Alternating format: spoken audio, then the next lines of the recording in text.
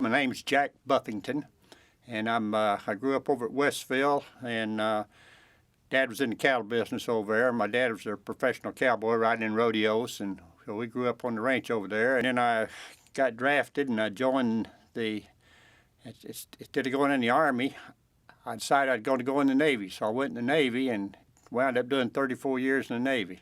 Oh golly, I served all over the world. I went in 1961 and I came out in 95. And went all over the world. I wasn't going to stay in. I was just going to do basic 4 years and get out. But while I was in that first 4 years, I volunteered for Vietnam. It was just starting then. So I went over there and came out doing pretty well after there. And so they stuck me back in headquarters in Washington. So when my time was up, I put in my papers to get out. And they said, we're not letting anybody else got Vietnam experience. You got to stay a while longer. And then so they said, put them in a year from now. So I put my papers in a year from then. And they said, well, wouldn't you like to go back to college? And I said, well, why not, you know? And wouldn't you like to go here? Wouldn't you like to go there? Went all over the world and wound up spending 34 years in the Navy Seabees. It was a lot of fun. I wouldn't trade it for anything. Really wouldn't.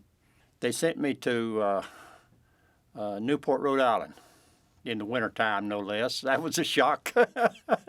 It's cold in Oklahoma, but not as cold as up there. Well, I was in the Civil Engineer Corps, and that's what they sent me to school for, and I was a Rear Admiral, 2 stars when I got out. Kept getting promoted and finally wound up a Chief of Engineers for the Navy. I would say that all of them should serve in the service. Even if it's only for a small time, they really learn a lot serving in the service. I've always had a great deal of pride. Tom Buffington, who was the chief in the late 1800s and early 1900s, he was my great uncle's. He was my great grandpa's brother, and he was born and raised on the place that we still have. And then when he got of age, he moved on over toward Veneta and set up over there. And then he got elected to be in the Cherokee Senate. And then after he got that, the chief and the deputy chief died within a week of each other, and they stuck him in as chief till they got another one, and so he didn't really want the job, but he got in there and did it. And then I think he kind of liked it because a few years later he ran for chief, and he got elected in 1899 for a full term as chief.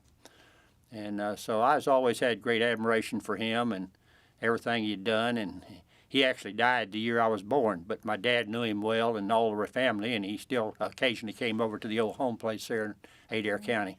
It got pretty diluted time they got down to me, but they came over the Trail of Tears and everything, the family did, and settled in that farm over there where we still got. As soon as they crossed the line into Indian Territory, they said, this is where we're going to stay, and they did.